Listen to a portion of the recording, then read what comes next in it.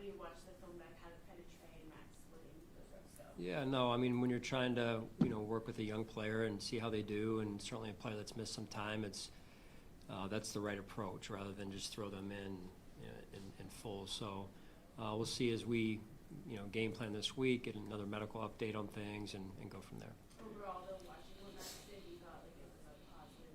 Yep, positive steps in the right direction. Chance for him to learn in some situations as well. Just like last week's practice, some things that he learned from, even in the walkthrough prior to the game, the day before the game there. So he's in a kind of a growth mode right now, and that's healthy, and it's good really for all of us. So I think that's a good question, but were you at all surprised about how much Maxwell was able to play, given that he had only practiced,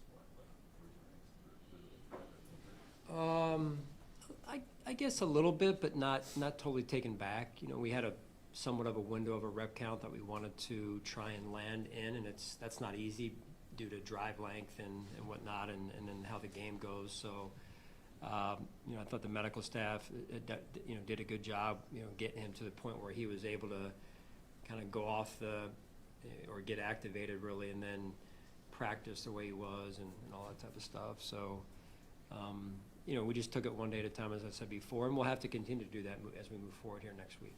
With all the moving parts on the defensive front, guys coming in, guys coming out, what are the challenges you face now with knowing that Ed's not going to be in there for a while? Yeah, there's a continuity piece. I would say that's the thing that's, the obvious, the glaring piece of the lack of continuity is, trying to get into a rhythm and get guys going and guys used to playing next to each other. But like I said, it offers an opportunity for somebody else to step up and show us what they got. You guys have been in base defense more often this season. The sample sizes are different, so it's hard to compare, but you have been more successful. What do you think has allowed you guys to have more success when you have three linebackers on the field in those situations? Yeah, I mean, like anything else, there's positives and negatives to both, right? Base versus, the nickel package. So it's really on a game-by-game situation or health of our team, health of our defense in this case, type of approach week to week.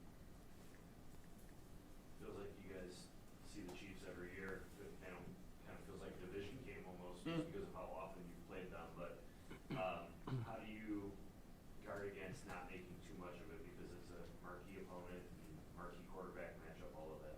Oh, we have a ton of respect for them. They've had, like us, a lot of success and been able to sustain it. So they're playing at a high level. They play tonight, obviously, so we'll take a look at that. And but more so, we need to focus on how we can grow as a football team and move ourselves forward and take some things from yesterday and try and build on those as well. To that end, you were asked last night after the game about the downfield passing, particularly in the first half. Now that you've gone back and looked at it, you use the word two-dimensional for what you want your offense to be. Moving forward, I think there's no question there will have to be that. How do you better attain that throughout the scope of an entire game? Well, you do. You want to establish the line of scrimmage early, and then with that, you hope you can throw the football off of that. I thought we did a really good job yesterday establishing that line of scrimmage early in the game, and the results in the running game were clear to see for everyone, not so much in the passing game, and it's something that we have to continue to work on as coaches and figure that piece out. Is there anything that stands out to you about why it's not working right now? Just it's game to game, different situations. It's never one player or one situation or one play. It's again trying to figure it out as coaches and see what's going on, why we're not connecting the way we need to be a two-dimensional type of threat. Do you feel that this is different? Last year, Brandon addressed the receiver core by getting Amari Cooper. Yes. Yeah. Do you feel that the issues that were affecting the offense to start last season are different than the ones that are affecting the offense in terms of the receiving game this year? You going back to the end of last? Give me the specific. Start of last season before you got the start of last season before we brought in Amari Cooper. Correct. Again, Amari was good for us.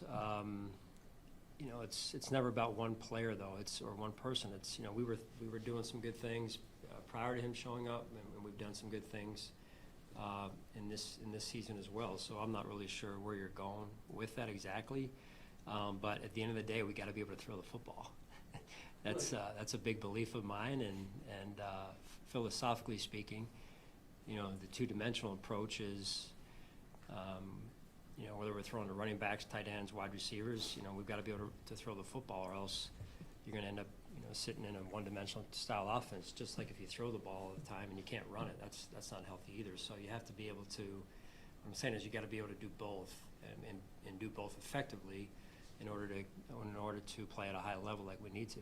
Well, I reflect back to the Houston game in particular, where you couldn't get out of that end zone, you know, late going.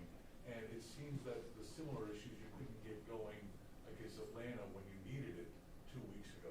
I'm not sure if those are the same issues or not.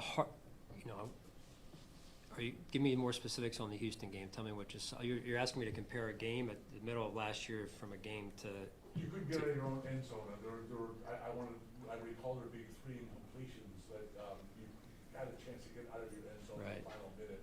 Then you had to punt it back. Yeah. And the inability to get out of your end zone for whatever reason seemed to be a drawback. And this time around, it's you've got Josh Allen with the ball in a 1-point-1-score game against Atlanta with 3 possessions, and you couldn't get it done. You couldn't get it done. Yeah, no, I understand what you're saying, and yeah, listen, your frustration is my frustration, is my questions, and again, as a coaching staff, we work hard on, hey, let's go back to the drawing board and figure out, you know, what we can do to figure that piece of it out and make sure we can execute at a higher level. You guys good? All right, thank you. Thank you. How's your foot? You're back? The thoughts and love and support and prayers, I appreciate all that.